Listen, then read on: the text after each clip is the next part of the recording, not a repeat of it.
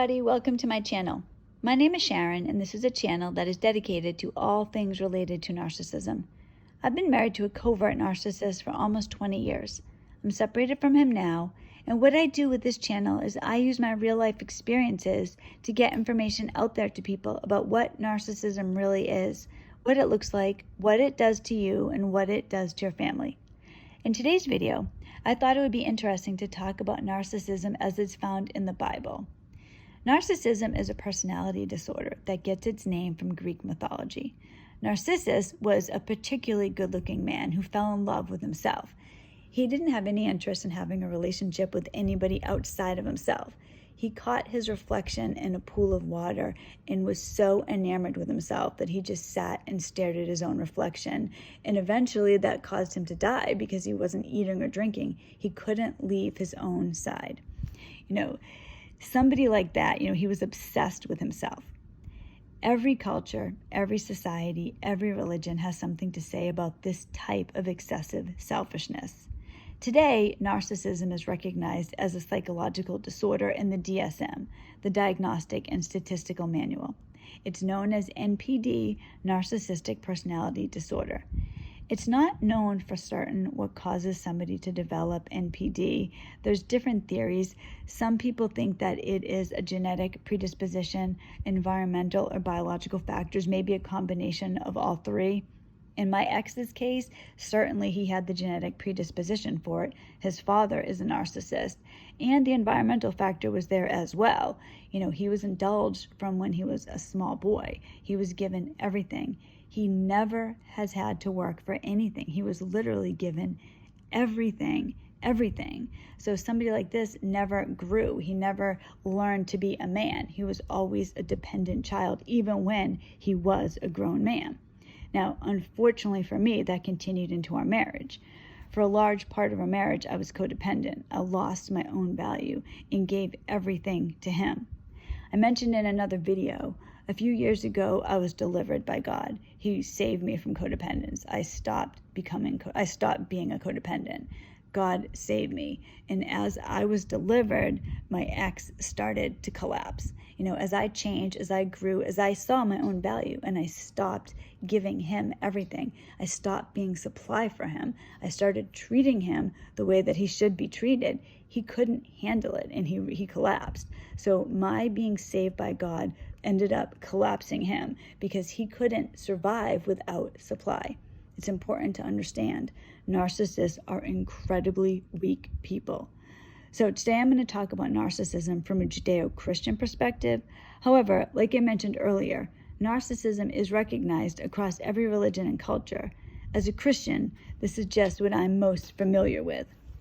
But whether or not you're religious, whether or not you're a Christian, it doesn't really matter. When I'm talking about the Bible, it's worth noting that the Bible is by far the most influential book in existence.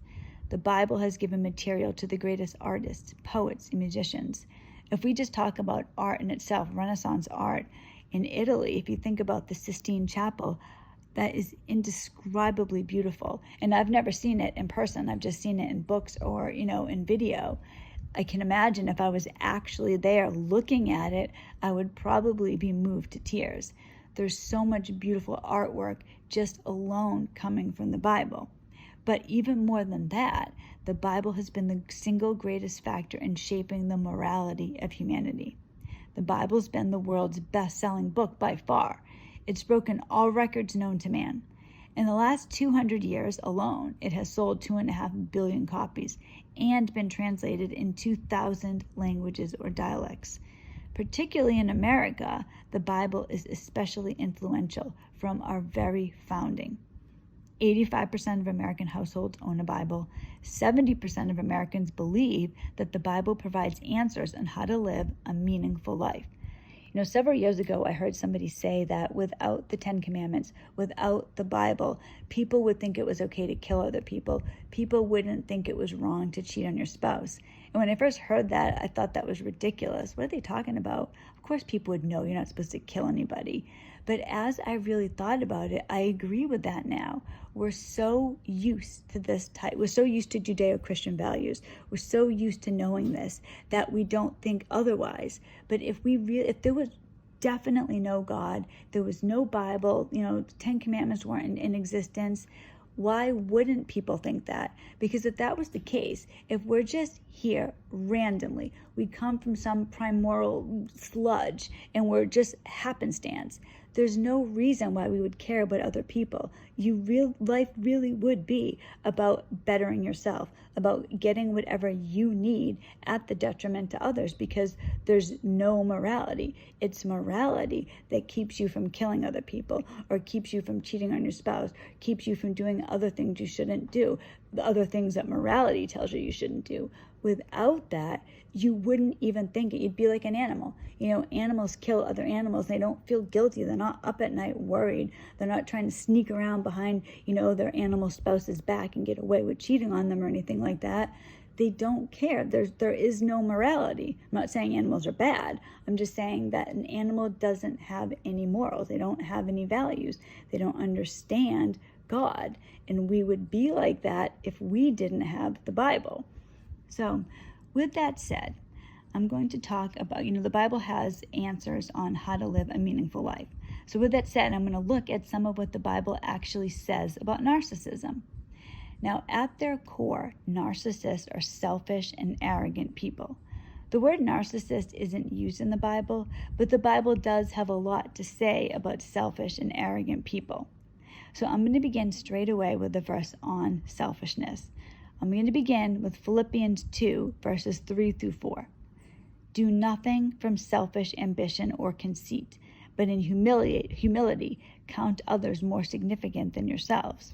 Let each of you look not only to his own interests, but also the interests of others.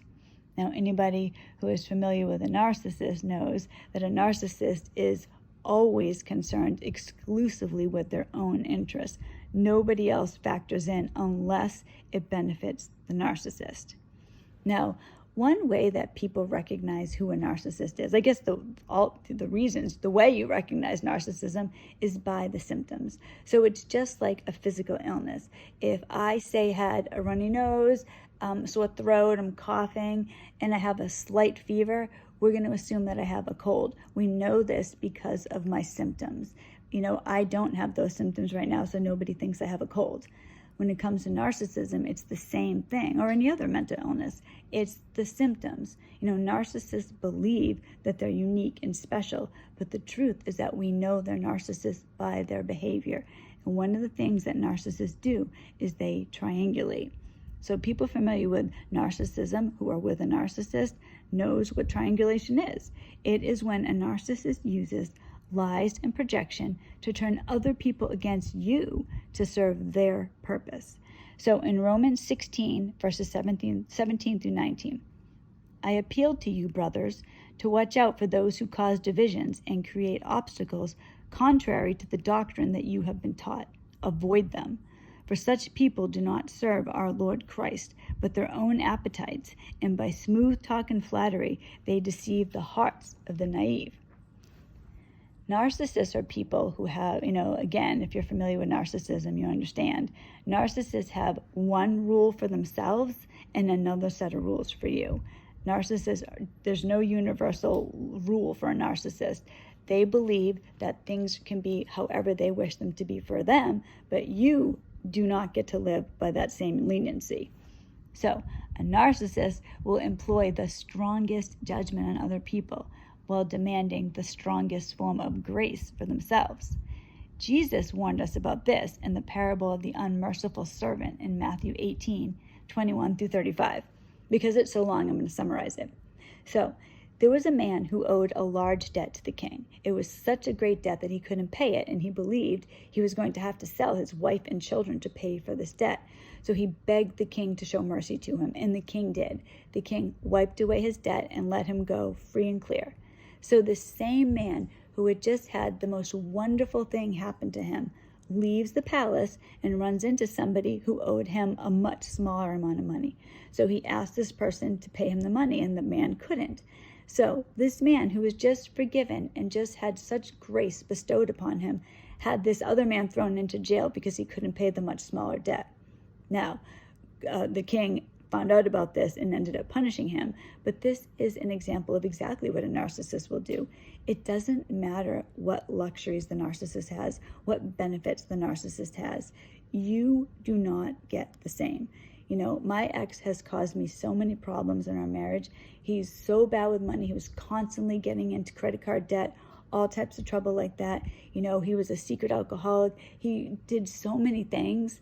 I can tell you, he always wanted me to just forget it, let it go. If I did those things, if I drove drunk with the kids, if I had secret credit cards that I was charging up, oh my gosh, he would have went wild. He would have been so mad. He would never have forgiven me. I was expected to forgive him straight away. For him, it was a completely different thing. So this is what I'm talking about. There's one rule for the narcissist, a completely different rule for you. Now, if you look at Proverbs 6, verses 16 through 19, we're going to find a summary of who a narcissist is.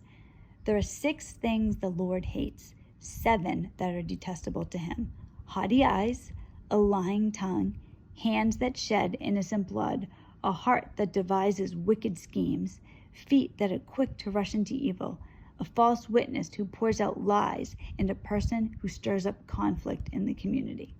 That sounds like a definition of who a narcissist is. At their core, narcissists are out of control. They're always desperately trying to control and manipulate every person in every situation. Essentially, they're unstable, and they use their anger and disappointment to get their way and intimidate other people. Narcissists don't have the ability to love. They don't have the ability to have positive, beneficial emotions. So they don't love. They don't have empathy. This is why they're so cruel. There's no morality there. You know, nothing holds them back. It's like I talked about earlier in the video, they're like an animal. You know, nothing holds them back. They just do whatever they want. They just step on anybody. I mean, they'll step on their wife, their children, their husband. They don't care. They don't have any guilt. They do whatever they want. They want to control you. They want to control the way that you feel. So the opposite of what God says in James 1:19-20. Let every person be quick to hear, slow to speak, slow to anger, for the anger of man does not produce the righteousness of God. So narcissists don't listen to that. They do the opposite. So it's always good. I mean, how many times have you heard somebody say, if you get mad, count to 10, right? Or bite your tongue. Don't say, you know, how many times have you said something out of anger and then you regret it? Because when you're angry, you just say things that you wish you hadn't said. Everybody's guilty of that. I've done that so many times. But if you listen to that first, if you were stopped and you thought about it and you calmed yourself down first, your life would be much easier. Now, you or I, we might not do it, but we can think about it and we can try to do it. We can try to remember that next time we're angry. A narcissist does not have the ability to do that. They don't have the control issues. They just immediately react. My ex is a very violent person. He gets angry quickly and he lashes out immediately. Can't even tell you how many times he's yelled and screamed at me, the kids, whatever. He throws stuff around the house. He loses control. He has no control. It's because he's a narcissist. And that doesn't give him an excuse. I'm just trying to talk about what narcissism is, what the symptoms are. In Psalm 119, verse 36, God outright states not to turn your heart towards selfish gain, which of course is exactly what a narcissist does. So this is just a little sampling. There are many, many more. It was going to be impossible for me to summarize the Bible, but Jesus stated that the greatest commandment is to love the Lord your God with all your heart and with all your soul and with all your mind. Of course, with a narcissist, they have their own greatest commandment, to love themselves with all their heart and all their mind. They are a God unto themselves. A few years ago, I first spoke to my pastor about some of the issues in my marriage, and he shocked me when he told me that divorce was appropriate. I recognize that not everybody who's listening to this video right now is a Christian, but for those of you who are and who believe, like I used to, that it was my Christian duty as a wife to endure anything because of my vows, no. You should stay honorable and committed to a fellow Christian. Now, my personal belief on what you deserve in any relationship, whether it is a marriage, a friendship, anything, you deserve what you are willing to give, what you do give. You deserve that in return. So if you're married to somebody and you are giving kindness and love and empathy and forgiveness, and you are not getting that back, you don't have a marriage to that person. They've broken their vows. I look at, it depends what you are. I'm a Christian, so I have God at my center. If you're Jewish or Muslim, that would probably be you too. But even if you don't, whatever it is, if you're an atheist and it's just you and your spouse, whoever is in your marriage, right? So I look at it as the three of us. So me, God, and my husband. So we have this circle, right? We have a circle. We're all a part of the circle. If one of us breaks the circle, like picture if I had a wedding ring or any ring, a circle of any sort, and I broke it, it's not a circle anymore. So this circle of your marriage, if it's broken, it doesn't exist anymore. Now, in my situation, God broke the circle for me, and I'm very grateful that he did, because I needed him to do that. He broke my marriage vows for me. I mentioned this in another video. He led me to a Bible verse where he did that. However, I realize I still have to go through I need a legal divorce. I understand that. But I don't consider myself married anymore because God broke the vows. I could have broken the vows. He could have broken the vows. If any of us, in my case, the three of us, any of us broke them, that circle doesn't exist anymore. There isn't a marriage. Yes, I have to go through the legal means, but other than that, there's no marriage. So if you are with somebody and they are cheating on you, or they're lying to you all the time, they're abusing you in any way, whether it's physically, sexually, emotionally, they're not honoring their commitment, and the circle is broken. You only owe God your life.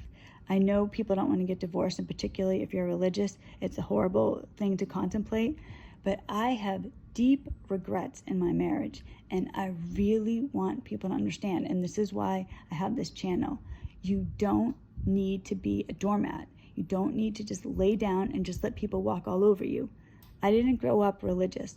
I always believed in God. I don't know why, but I didn't know much about God because my family is atheist. So it wasn't really until I was an adult in the last, 10 years or so that my faith has really started to grow. And a lot of people, and this is why it was so important for my pastor to tell me that divorce was appropriate, a lot of Christian women in particular think that they have to just be this doormat. You'll hear, turn the other cheek, and you take that so literally that you have to do that in all circumstances, all situations. It's not true.